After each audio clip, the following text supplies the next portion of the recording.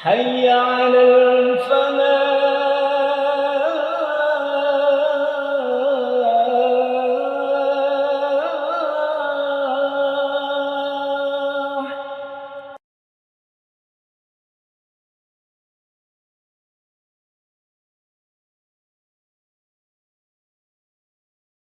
Assalamualaikum warahmatullahi wabarakatuh.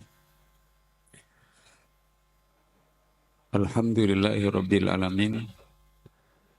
Wabihi nasta'inu ala umurid dunia waddin. Wassalatu wassalamu ala asrafil anbiya'i wal mursalin. Nabiina Muhammadin wa ala alihi wa sahbihi wa sallim wa barik ajmain. Qala Allah Ta'ala fi kitabihil karim. A'udhu billahi minasyaitonir rajim. Bismillahirrahmanirrahim. Ya ayyuhalladzina amanu ista'inu bisabri wassalah. Innallaha ma'as sabirin.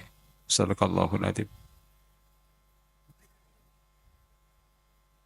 Jamaah salat maghrib yang dirahmati oleh Allah Subhanahu wa taala.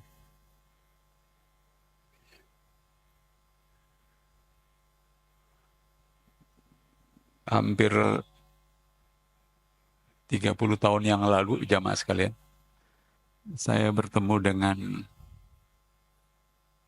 sebuah kejadian di mana seorang yang baru saja melangsungkan pernikahannya, tiba-tiba keesokan harinya sudah keluarga ini bercerai jamaah sekalian. Sehari saja. Ada lagi, saya juga menjumpai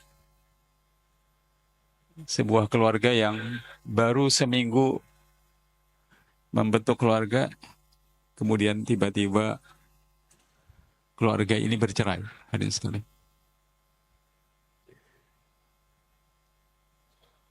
Ada juga pas COVID kemarin, kita juga sama-sama tahu, sebuah keluarga dengan 3 orang anak, 2 laki-laki dan 1 perempuan, kebetulan menjadi tetangga saya. Ayah dan ibu mereka itu atau suami istri itu meninggal dalam selisih hanya seminggu. Pertama meninggal suaminya, setelah itu seminggu kemudian meninggal istrinya, jamaah sekalian. Juga saya bahkan mungkin hadirin sekalian menjumpai dan pernah punya cerita tentang sahabat, kerabat, tetangga, atau kolega, atau orang yang baru kenal yang dalam waktu yang sangat singkat dia mengalami kerugian dalam usahanya. Modalnya hilang sama sekali, bahkan kemudian terbelit hutang, jamaah sekalian. Atau di antara kita ada yang menghadapi situasi yang rumit dan sulit, di mana keluarga kita, mungkin ayah, ibu, kemudian anak, tiba-tiba sakitnya berbarengan, jamaah sekalian. Hadirin yang dirahmati Allah Subhanahu wa taala, bahkan jauh lebih rumit dari itu adalah tanggal 18 Maret 2025 yang lalu, saat saudara muslim kita di Gaza sedang sahur, tiba-tiba kemudian dibombardir oleh Israel, jamaah sekalian. Kalau kita bertanya, hadirin sekalian, apa yang paling dibutuhkan oleh semua orang yang tadi saya sebut, jamaah sekalian? Tentu hadirin akan menyebut mereka semuanya membutuhkan kekuatan motivasi untuk melewati masa-masa sulit yang tadi saya sebut, soal keluarga yang bercerai, soal keluarga yang sakit, soal modal yang hilang, soal perang yang tidak kunjung selesai, jamaah sekalian. Baru terasa kita akan merasakan kalimat yang Allah ajarkan kepada kita, iyyaka na'budu wa iyyaka nasta'in. Hanya kepadamu lah ya Allah kami beribadah dan hanya kepadamu lah kami memohon pertolongan. Hadirin yang dirahmati oleh Allah Subhanahu wa taala, maka alangkah baik dan bagus kalau kita masuk ke masjid ini ada kesempatan berkenalan dengan kanan kiri jamaah Rasulullah. Hal yang paling mungkin kita lakukan adalah berkenalan, kemudian setelah itu dengan lapang dada cobalah mendengarkan cerita dan pengalaman hidup orang-orang yang berkenalan di masjid ini. Pasti ceritanya ada selalu saja tentang penderitaan, tentang perjuangan, tentang merawat orang-orang dekat yang sakit, modal yang hilang, pengkhianatan dan segala macam. Itu ada dan real di tengah-tengah kita. Barulah kita akan terasa apa yang Allah minta kepada kita. Ya ayyuhalladzina amanu sta'inu bis-sabri was-shalah. Wahai orang-orang yang beriman, mintalah pertolongan kepada Allah dengan sabar dan sholat. Sesungguhnya Allah bersama orang-orang yang sabar. Saya pernah mengantarkan seorang kawan melamar ke luar kota, sudah deal, tetapi secara sepihak lamaran itu dibatalkan oleh pihak laki-laki yang saya temani jemaah sekalian. Tentu ada sebab dan hal yang melatar belakanginya. Oleh karenanya jamaah yang dirahmati Allah Subhanahu wa taala, di antara hal yang kita minta kepada Allah Subhanahu wa taala dalam situasi-situasi seberat itu, kita akan minta kekuatan motivasi, kekuatan yang mendorong kita untuk bisa mengatasi semua kesulitan-kesulitan yang kita hadapi. Saya percaya semua jamaah sholat maghrib di Masjid Al-Falah, yang bapak, ibu-ibu, tidak ada kecuali seluruhnya punya problema yang harus diselesaikan. Dan kalau ingin menyelesaikan problema itu, salah satunya adalah kemampuan mendorong diri, kemampuan memotivasi diri untuk bekerja, berdoa, belajar, berusaha dalam situasi yang paling sulit sekalipun. Kita harus memilih terus bekerja, berdoa, beribadah, berjuang, menghubungi orang, mendatangi orang, dan segala macam. Dan itu membutuhkan motivasi, jamaah sekalian. Di mana kita bisa menyebut permintaan motivasi itu kepada Allah Subhanahu wa taala?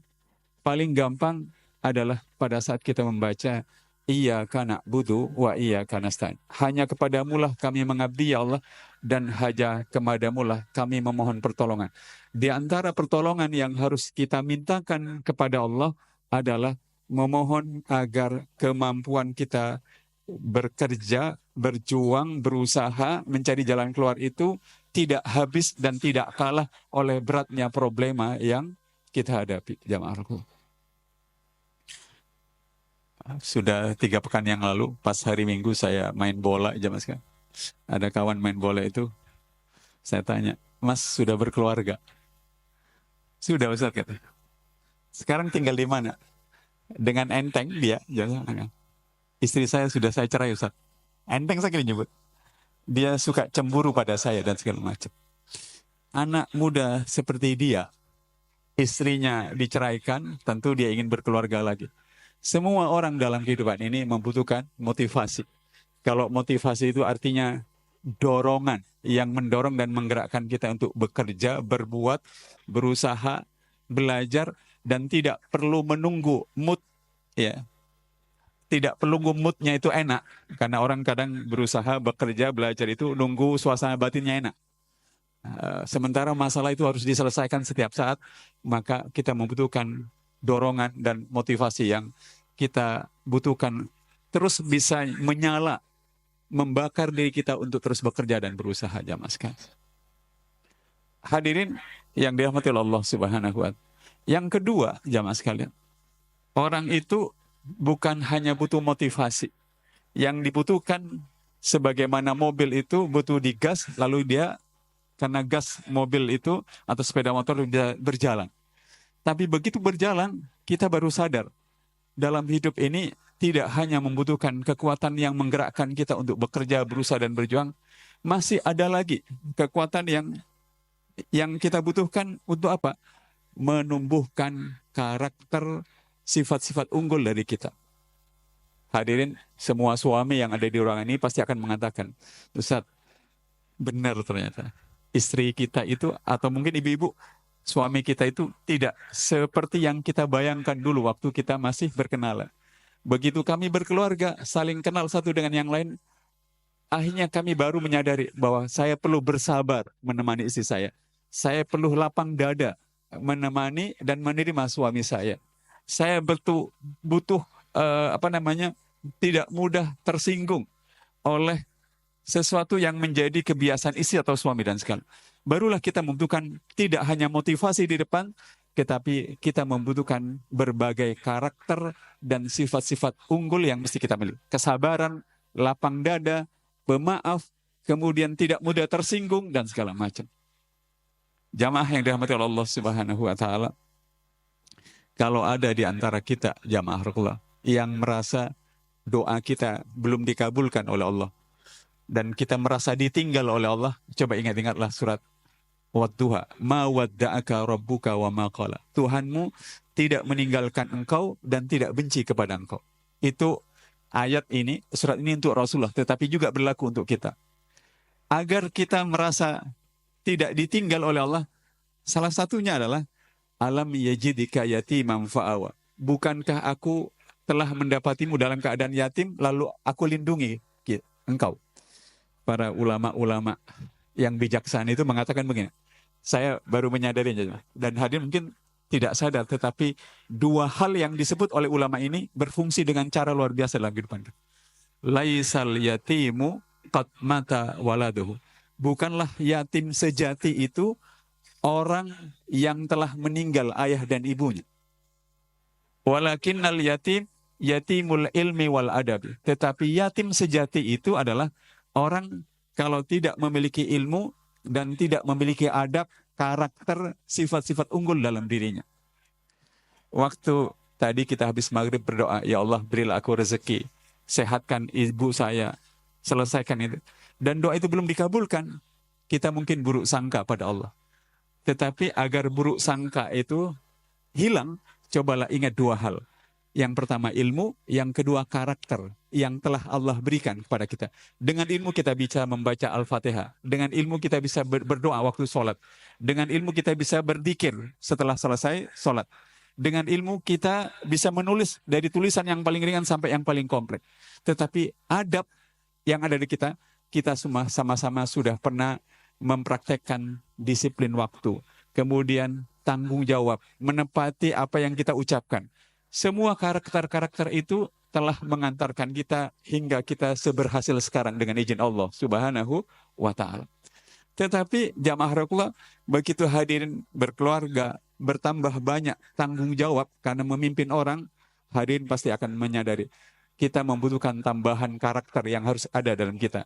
Kesabaran yang lebih tinggi, kelapangan dada yang lebih baik, jiwa pemaaf yang lebih baik lagi, kemudian kemampuan bertahan dalam situasi yang paling sulit sekalipun, karena dulu kita bertahannya hanya sendirian. Tetapi kali ini karena berdua, bertiga, bersepuluh, kita harus bertahan dalam situasi yang paling sulit sekalipun. Nah, disitulah kita akan menyadari pentingnya kekuatan yang kita butuhkan dari Allah agar kita bisa mengembangkan karakter, sifat-sifat unggul yang ada dalam diri kita. Jamaah.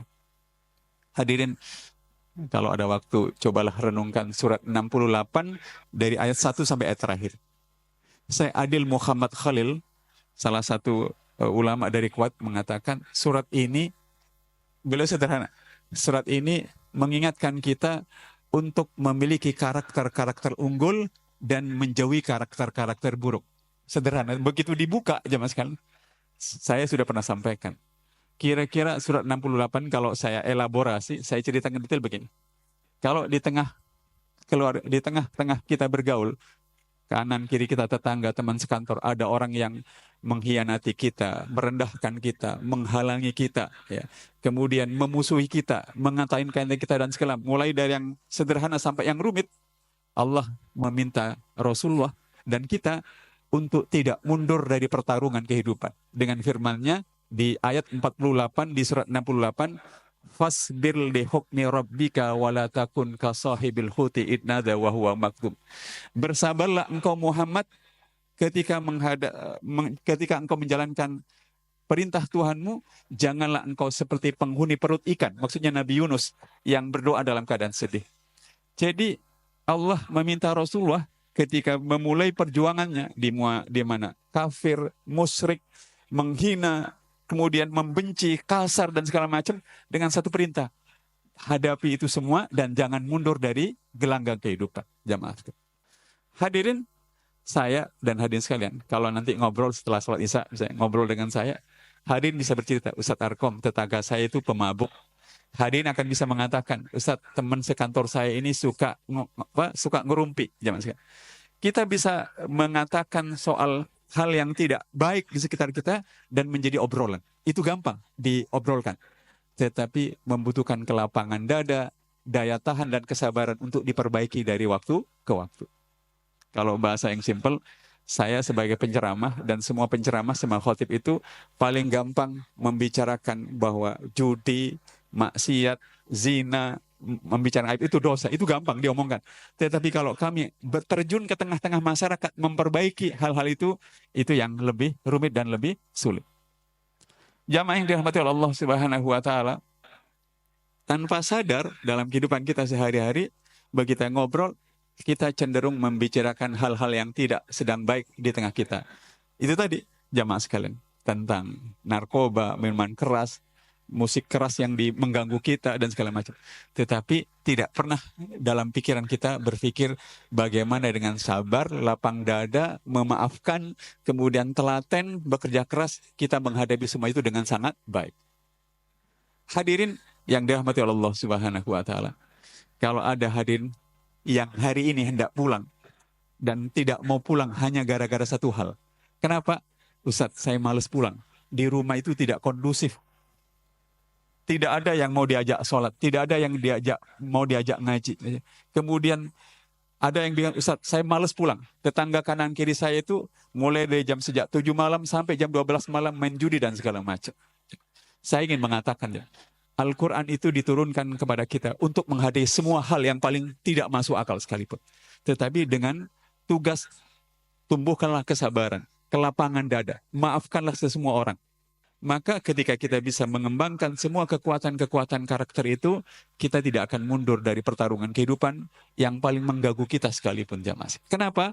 Allah meminta Rasulullah dengan firman-Nya, bersabarlah engkau Muhammad dalam menjalankan perintah Tuhanmu, jangan engkau seperti penghuni perut ikan Nabi Yunus yang meninggalkan tugas dakwahnya dan dia berdoa dalam keadaan sedih, jamaah. Nah, di antara hal yang kita butuhkan waktu kita membaca iyyaka na'budu wa iyyaka nasta'in, berusahalah sebut, ya Allah, hanya kepadamu lah aku beribadah dan hanya kepadamu lah aku meminta pertolongan. Mintalah kepada Allah agar ditolong lebih bersabar menghadapi keadaan yang tidak sempurna itu. Mintalah kepada Allah agar diberi kesabaran yang ekstra menghadapi segala yang tidak sempurna itu. Tetapi bukan untuk berniat hanyut dengan kehidupan, tetapi untuk menghadapinya dengan cara yang positif dan konstruktif. Mintalah kepada Allah agar kita menjadi orang yang berlapang dada. Dengan apa? Orang yang tidak segera sholat seperti kita, bahkan orang yang tidak mau sholat seperti kita, orang yang tidak berbicara baik seperti kita berbicara baik, orang yang segala hal. Mintalah agar kita diberi kelapangan dada. Lapang dada itu seperti meja saya ini, jamaah sekalian. Kalau meja ini diperluas 5 kali lipat, akan ada lebih banyak benda yang bisa diletakkan. Tetapi kalau meja ini sesempit ini, tidak banyak yang bisa diletakkan. Kalau kita lapang dada, kita akan bisa menampung semua ketidaksempurnaan yang kita temui di rumah, di kantor, di masyarakat. Karena tugas kita memang harus menghadapinya dengan iman dan kelapangan dada. Hadirin yang dirahmati oleh Allah Subhanahu wa taala, coba renungkan 3 sifat yang Allah berikan kepada Rasulullah di surat ke-9 ayat 128. Laqad ja'akum rasulun min anfusikum. Telah datang kepada kalian seorang rasul kepada kalian, maksudnya Rasulullah. Yang pertama, azizun alaihi ma'anitum. Beliau itu menghadapi kaumnya yang menyembah berhala, yang punya anak perempuan dibunuh, kemudian yang kasar, yang nggak karu-karuan. kata Allah, azizun alaihi ma'anitum, memiliki rasa berat kepada mereka yang masih jauh dari akhlak, perilaku, dan kepribadian yang agung. Tenggelam dalam, atau dalam bahasa sederhana, beliau itu memiliki perasaan kasihan yang dimiliki seorang dokter ketika pasiennya tidak segera sembuh. Jamaah sekalian. Azizun alaihi ma'anitum. Sangat mudah bagi saya, bagi hadirin, untuk mencela orang yang suka berbohong. Sangat mudah bagi saya dan hadirin untuk mengata-ngatain orang yang tidak mau ke masjid. Sangat mudah bagi kita dan hadirin sekalian untuk menggunjingkan orang yang mengganggu kehidupan kita. Sangat mudah. Tetapi jauh lebih terhormat kita menjadi orang yang berlapang dada dan menghadapi mereka dengan rasa kasihan, rasa berat, karena mereka itu tenggelam dalam kegelapan perilaku yang seperti itu. Jamaah. Bayangkan kalau dokter itu menghadapi pasiennya dengan sikap yang menghina pasiennya, akan seperti apa pasien itu. Tetapi karena dokter itu melayani pasiennya itu dengan rasa iba, kasihan, ingin menyembuhkan, maka semua pasien itu mau berobat pada dokter. Jamaah sekalian. Hadirin, lalu di surat 9 ayat 128 itu Allah sebut bukan hanya beliau merasa berat terhadap kaumnya yang rusak dan karuan, tapi beliau mengatakan, Allah menyebut harisun alaikum bil mu'minin. Beliau sangat berharap manusia yang tidak karu-karuan itu menjadi baik, baik karena beriman, baik karena beribadah dan segala macam. Coba kita jujur pada kita ya. Hadirin yang mengatakan, mengeluh tentang anaknya. Saya bahkan dalam sebuah pengajian subuh, mohon maaf tidak perlu saya sebut dari mana institusinya, beliau bilang, Ustadz saya ini profesor, guru besar di sebuah kampus besar di Surabaya. Saya loh Ustadz, kok bisa ya susah mengatur dan memerintah anak saya, kata gitu.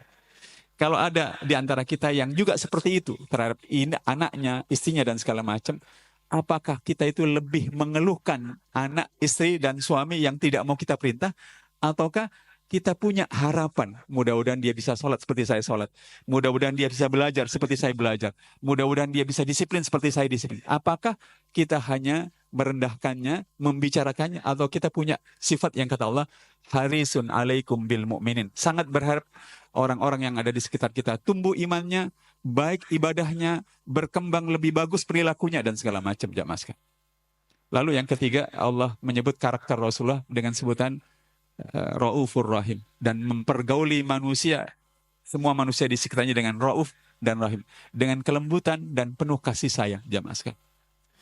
Hadirin, jadi saya ingin mengulangi lagi, kalau ada yang harus kita minta kepada Allah Subhanahu wa taala, waktu kita sholat, waktu kita berdoa, selain kita meminta rezeki dan segala macam, mintalah agar Allah memberikan kita kekuatan untuk mengembangkan karakter, lebih sabar, lebih lapang dada, lebih pemaaf, lebih empati pada orang lain, dan tidak menjadi sombong dan segala macam. Karena itu adalah sesuatu yang sangat berharga jamaah sekalian dalam kehidupan itu.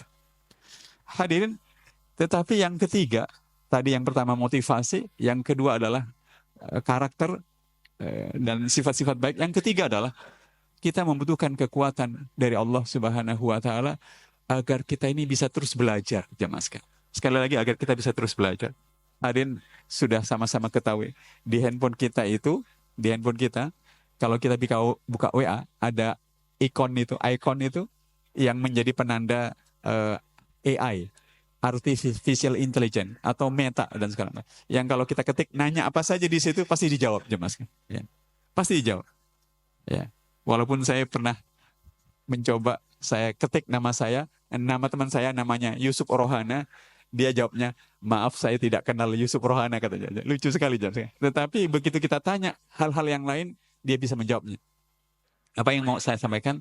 Di antara yang harus kita minta kepada Allah Subhanahu wa taala dalam hidup ini adalah mintalah agar kita diberi kekuatan untuk terus belajar dan punya daya tahan belajar untuk berbagai hal yang kita butuhkan, jamaah.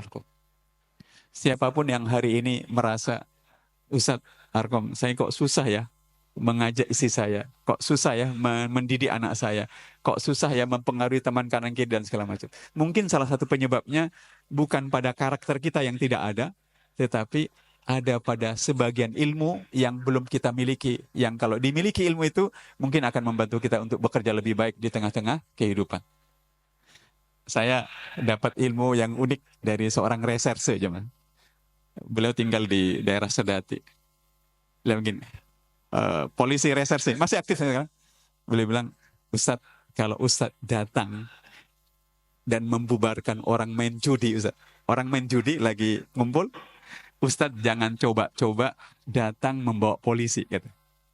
Kalau Ustadz datang membawa polisi, kemungkinan besar Ustadz akan dimusuhi, kata. Tapi datanglah seorang diri, bubarkan dengan cara baik-baik, mungkin Ustadz akan dihargai mereka dengan cara yang baik. Saya baru dong jawabnya. Oh, ternyata itu ilmunya kawan-kawan reser saja. Dan sudah pernah saya praktekkan. Memang ini saya tidak dimusuhi, jamaah sekalian. Kata Ustadz, jangan coba-coba Ustadz membubarkan orang main judi, orang sabung ayam dan sebagainya. Ustadz terang-terangan bawa polisi, pasti Ustadz dimusuhi. Tapi soal yang sederhana ini, hadirin sekalian, membuat kita semakin sampai pada kesimpulan bahwa selalu saja dalam hidup ini kita membutuhkan ilmu, pengetahuan, dan keahlian yang untuk mempelajarinya kita membutuhkan kekuatan untuk bersabar, membutuhkan kekuatan untuk menelaah, membaca bukunya, mendengarkan dari orang-orang yang punya pengalaman dan segala macam, jamaah sekalian. Hadirin yang dirahmati Allah Subhanahu wa taala. Yang keempat, jamaah sekalian, kita membutuhkan kekuatan itu agar kita ini bisa menghibur diri, jamaah sekalian. Karena kita terpisah dari orang-orang yang bersama kita. Saya tahu di ruangan ini ada orang atau bapak, ibu-ibu yang berpisah dengan suami istrinya karena harus bekerja. Suaminya di Jakarta, istrinya di Surabaya. Ada beberapa bapak, ibu-ibu, teman-teman yang tidak bisa pulang setiap saat untuk menjumpai ayah dan ibunya. Bahkan ada yang berpisah dalam pengertian yang satu meninggal dan kita masih hidup. Kita membutuhkan kekuatan itu, jamaah sekalian, agar Allah memberikan kita daya tahan untuk tetap hidup tanpa lagi ditemani orang-orang yang mencintai kita, jamaah sekalian. Kenapa? Karena secara manusiawi orang itu butuh suami, butuh istri, butuh anak. Semua orang itu akan membuat dia kuat menghadapi hidup. Tetapi kalau dengan satu takdir Allah memisahkan kita dari mereka itu, maka kita membutuhkan agar kita lebih dikuatkan oleh Allah Subhanahu wa ta'ala. Saya sudah pernah cerita di forum ini kisah seorang Nadima Khotul, seorang wanita yang suaminya gugur dalam perang melawan Soviet waktu Soviet menjajah Afghanistan. Tetangga kanan kirinya itu bilang, "Ibu, sepeninggal suami ibu ini yang memberikan nafkah nanti pada ibu dan anak-anak ibu siapa?" Itu pertanyaan standar. Orang ditanya dengan pertanyaan itu pasti kemungkinan besar jawabannya akan mengatakan begini, "Ya itu Pak, ya itu Bu yang saya pikirkan. Setelah suami saya dan ayahnya anak-anak tidak ada, kami kesulitan hidup." Tapi Nadima Khotul ini jawabannya menakjubkan. Dia bilang, selama ini di rumah ini yang menikmati rezeki dan menerima rezeki ada 3 pihak. Ada suami saya, ada saya istrinya, dan ada anak-anak saya. Jadi kalau yang menikmati rezeki berkurang satu karena meninggal, sementara yang memberi rezeki masih ada dan akan ada selamanya, apa yang saya takutkan dalam kehidupan itu? Kalau kita rinci, di antara kekuatan yang kita butuhkan dari Allah pada kita adalah agar kita kuat menghadapi saat-saat di mana orang-orang yang bersama kita ditakdirkan tidak lagi bersama kita. Dan itu real. Atau dalam pengertian yang kedua begini, orang-orang itu bukan dalam pengertian tidak bersama kita meninggal, tetapi orang-orang itu kadar cintanya, kadar kasih sayangnya tidak seperti di awal menikah. Kalau di awal menikah itu kadar cintanya 100%, setelah 20 tahun, 30 tahun kadar cintanya itu mungkin 30%. Bukan dia selingkuh dan bukan jatuh pada laki-laki wanita, tetapi karena berbagai persoalan. Sakit misalnya yang mendera tubuhnya membuat dia tidak bisa mencurahkan cintanya pada suami atau istrinya yang normal, sementara dirinya sakit, jemaah. Hadirin yang dirahmati Allah Subhanahu wa taala. Oleh karenanya di antara kekuatan yang harus kita minta waktu kita berdoa pada Allah, iyyaka na'budu wa iyyaka nasta'in, mintalah kepada Allah agar kita kuat menjalani hidup ini walaupun tidak lagi bersama orang-orang yang dicintai. Toh kita akan selalu dibersami oleh Allah Subhanahu wa taala. Nah, 4 hal itu yang saya motivasi. Yang kedua adalah karakter yang kita butuh kembangkan. Yang ketiga adalah kemauan dan kesanggupan belajar. Yang keempat, kemampuan untuk hidup tanpa orang-orang yang bersama kita. Jamaah sekalian, dia dapatkan secara sempurna kekuatan itu dari Allah kalau kita beribadah pada Allah Subhanahu wa taala. Jadi saya ingin mengatakan begini, kita nanti sholat isya, sholat ba'da isya, sholat tahajud, besok sholat duha. Hadirin sekalian, itu adalah sarana untuk meminta kekuatan tanpa batas dari Allah Subhanahu wa taala agar kita bisa, kalau kita punya masalah, sakit, pendidikan, karir, daya dorong kita untuk menyelesaikan masalah-masalah itu biar berlipat. Jadi jangan sia-siakan, jangan abaikan, jangan buang-buang waktu dengan percuma. Waktu kita sholat menghadap Allah, mintalah kekuatan agar kita diberi kemampuan untuk mendorong diri, memotivasi diri.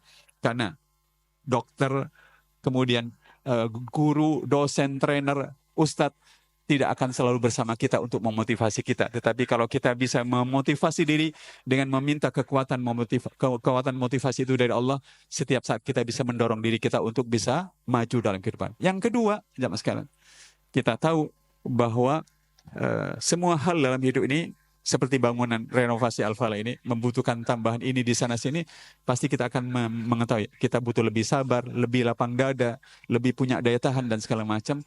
Kalau kita rajin beribadah, kita jadi tahu bahwa semua sifat-sifat baik itu Allah berikan kalau kita bersabar dengan cara beribadah kepada Allah Subhanahu wa taala. Itu penting. Dengan kata lain, kita yang sedang sholat, nanti tahajud, besok minggu puasa, dan sekalian, semua ibadah-ibadah itu adalah sarana untuk menumbuh kembangkan karakter dan sifat-sifat baik yang kita butuhkan lebih banyak lagi ada dalam diri kita. Dan itu bukan soal ibadah saja, lalu kita berdoa selesai. Tidak, jamaah sekalian. Atau yang ketiga, kalau hadirin merasa, Ustaz, sudah tidak mungkin lagi saya sekolah karena usia saya sudah 50, 60, sementara butuh belajar, maka mintalah kekuatan untuk diberi kemampuan untuk belajar itu dari Allah, agar kita tidak pernah berhenti untuk berkembang dan memajukan diri dengan membaca, menelaah, dan segala macam. Karena itu penting, jamaah sekalian. Sebab dunia yang makin terhubung dengan cepat sekarang dengan handphone dan segala macam, menyediakan berbagai sarana dan sumber-sumber belajar yang kalau tidak kita pelajari, maka akan merepotkan. Tetapi jangan lupa, sehebat-hebatnya handphone menghubungkan kita pada sumber-sumber belajar, jangan lupa, mestinya kita belajar lebih dalam lagi kitab suci Al-Quran kita, yang jangan-jangan kita hafal berbagai macam hal, tetapi Al-Quran yang justru paling sering kita baca, tetapi tidak pernah kita dalami lebih dalam, lebih banyak, lebih enten, dan segala macam, jamaah sekalian. Dan hadirin yang dirahmati Allah Subhanahu wa taala, kita juga membutuhkan kekuatan yang terakhir yang tadi yang saya sampaikan. Karena saya dengan anak saya, dengan istri dan segala macam, kita semuanya dengan orang-orang dicintai kita, tidak akan selamanya bersama kita. Allah akan menakdirkan kita terpisah, jamaah sekalian. Nah, kesedihan itu wajar. Cemas itu pasti ada. Tetapi kalau kita meminta agar dikuatkan, bersabar, kemudian tetap terhubung dengan Allah, menghadapi saat-saat perpisahan dengan orang-orang yang kita cintai itu, mungkin akan menimbulkan efek, tetapi efeknya itu tidak akan terlalu signifikan buat kita. Hadirin, semua kekuatan yang tadi saya sebut itu hanya bisa kita dapatkan secara sempurna dari Allah Subhanahu wa taala dengan beribadah kepadanya dengan semua jenis ibadah. Kalau hadirin merasa tidak terlalu banyak hal yang didapatkan kekuatan itu, maka perbanyaklah beribadahnya. Kalau merasa sudah diperbanyak hadirin sekalian tetapi belum terasa naik segala hal itu, maka perbaikilah ibadahnya, jamaah sekalian. Dari yang banyak menjadi lebih baik. Kalau sudah baik dan banyak atau banyak dan baik itu, jamaah sekalian, tidak segera mendatangkan hasilnya, tunggulah. Segala sesuatu ada masanya. Perbaikilah keistiqomahannya dan konsistensinya. Pasti segala sesuatu akan membuahkan hasil. Allah menyebutnya dalam surah ke-41 ayat ke-35, wa ma yulaqqaha illal ladzina sabaru wa ma yulaqqaha illa dzu hazzin adzim. Sifat-sifat yang baik itu tidak akan Allah berikan kecuali kepada orang yang mau bersabar untuk meraihnya, jamaah sekalian. Hadirin yang dirahmati Allah Subhanahu wa taala, mudah-mudahan apa yang saya sampaikan itu, dan itu saya kutip dari salah satu buku yang saya tulis, sudah lama saya tulis buku ini di tahun 2013 atau 2015. Judul bukunya adalah Growing with Unlimited Power, tumbuh dan berkembang dengan kekuatan tanpa batas yang kita dapatkan dari Allah Subhanahu wa taala. Nah, jamaah yang dirahmati Allah Subhanahu wa taala, pertanyaannya adalah kenapa saya sampaikan itu, jamaah? di forum yang seberharga ini. Ternyata saya 14 Mei kemarin sudah berusia 56 tahun. Ustadz Asrofi mungkin sama atau lebih tua dari saya. Kita yang seusia 56-60 tahun itu sama saja tetap membutuhkan motivasi, kekuatan karakter, kekuatan untuk terus belajar, kekuatan untuk terus bertahan, walaupun Allah memisahkan kita dari orang-orang yang dicintai kita. Mereka yang sedang tumbuh di usia 20 tahun sampai 30 tahun, sedang membangun keluarga, dan membuat keluarganya itu menjadi mapan ekonominya juga membutuhkan itu semua, jamaah sekalian. Sayang, kata Allah dalam surat Ar-Rum, disebut ya'lamuna zahiran minal hayatid dunya wa hum anil akhirati hum ghafilun. Surat ke-30 kalau nggak salah ayat keempat. Manusia itu sering hanya mengetahui hal-hal yang lahiriah saja dalam kehidupan dunia, tetapi dalam hal-hal yang berhubungan dengan ukhrawi akhirat kadang-kadang diabaikannya, jamaah sekalian. Nah, hadirin yang dirahmati oleh Allah Subhanahu wa taala. Mengapa juga itu saya sampaikan di forum ini, jamaah sekalian? Bukan sekedar kita ini di semua jenjang level usia membutuhkan itu semua, tetapi jamaah sekalian yang harus kita sadari bahwa apa yang pernah disampaikan oleh Imam Syafi'i, man arafa bu'das safari ista'adda. Barang siapa yang sadar dan tahu perjalanannya akan panjang, maka dia akan menyiapkan bekal yang banyak. Kalau hadirin tahu sekarang kan sudah tahun 1446 Hijriah. Itu artinya usia Rasulullah, para sahabat itu di alam barzah sudah 1400 tahun lebih, jemaah sekalian. Ya. Sementara usia kehidupan beliau-beliau di dunia tidak lebih dari 100 tahun, jemaah. Atau dengan kata lain, pada akhirnya manusia itu akan lebih lama hidup di alam barzah dan seterusnya dibandingkan kehidupan dunia. Hanya saja karena di alam barzah itu bahagia dan tidak bahagianya ditentukan kita sekarang, bagaimana menggunakannya sebaik mungkin, maka terasalah kita membutuhkan motivasi, semua karakter dan sifat-sifat baik itu, kemampuan untuk terus belajar, dan kemampuan untuk hidup tanpa kita merasa terlalu bersedih ketika Allah pisahkan kita dari orang-orang yang kita cintai, jamaah sekalian. Terasalah bahwa hidup yang mungkin Allah jatahkan pada kita 50 tahun, 60 tahun, 70 tahun, dan segala macam, buat kita harus berhitung betul, harus dimanfaatkan dengan sebaik mungkin. Jamaah sekalian, saya ingin menutup ceramah pada kesempatan kali ini dengan bukan catatan ringan tetapi unik ya. Ada seorang kawan, usianya masih di bawah saya, kira-kira 10 tahun. Kemudian dia terkena penyakit, ya, wabil khusus penyakit yang mengganggu sarafnya. Kemudian ketika istrinya pulang dari sekolah, sang suami jatuh dari tempat tidurnya dan sudah meninggal. Usianya belum sampai 50 tahun. Ada takmir Masjid Muhammadiyah, takmir Masjid Jenderal Sudirman di depannya Masjid Rumah Sakit Dr. Sutomo itu. Pas saya khutbah Jumat di sana, usianya 75 tahun, baru terkena stroke dan sembuh dengan izin Allah Subhanahu wa taala. Saya lalu membandingkan, mestinya kita menyadari bahwa Allah memanjangkan atau memendekkan usia kita sepenuhnya otoritas Allah Subhanahu wa taala. Yang perlu kita lakukan adalah menjalani hidup itu dengan iman, dengan motivasi agar kita selalu bersemangat beribadah, berjuang dan bekerja, atau dengan semua karakter-karakter yang kita butuhkan, atau dengan semangat terus belajar, atau untuk tetap bisa hidup dalam kondisi apapun walaupun Allah memisahkan kita dari orang-orang yang kita cintai. Semoga bermanfaat hadirin sekalian apa yang saya sampaikan. Tema ini sebenarnya saya tulis juga di Facebook saya. Mudah-mudahan bermanfaat bagi kita semuanya. Mari kita akhiri dengan berdoa. A'udzubillahi minasyaitonirrajim. Bismillahirrahmanirrahim. Alhamdulillahi rabbil alamin. Allahumma salli ala Muhammad wa ala ali Muhammad. Allahumma a'inna ala dzikrika wa syukrika wa husni ibadatika. Allahumma a'inna ala dzikrika wa syukrika wa husni ibadatika. Ya Allah, tolonglah kami seluruhnya agar senantiasa mengingat-Mu, menyebut dan mengagungkan nama-Mu. Tolonglah kami dan bantulah kami seluruhnya, ya Allah, agar senantiasa bersyukur kepada seluruh nikmat-nikmat-Mu. Dan tolonglah kami seluruhnya, ya Allah, agar sanggup menggunakan seluruh nikmat-nikmat yang Kau berikan kepada kami untuk dapat mengabdi kepada Engkau dengan sebaik-baik pengabdian ya Allah. Rabbana afrigh alaina sabara wa tawaffana muslimin. Karuniakanlah kepada kami kesabaran ya Allah, terutama kesabaran untuk mengabdikan hidup kami sepenuhnya kepada Engkau. Wafatkan kami kelak dalam keadaan berserah diri kepadamu. Wafatkan kami kelak dalam keadaan husnul khatimah ya Allah. Rabbana atina fid dunya hasanah wa fil akhirati hasanah wa qina adzabannar wa qina adzabannar wa qina adzabannar. Subhana rabbika rabbil izzati amma yasifun wa salamun alal mursalin walhamdulillahi rabbil alamin. Semoga doa kita dikabulkan oleh Allah. Hadirin sekalian, mudah-mudahan semua ibadah yang kita kerjakan selalu kita kerjakan dengan rasa butuh kita kepada Allah Subhanahu wa taala.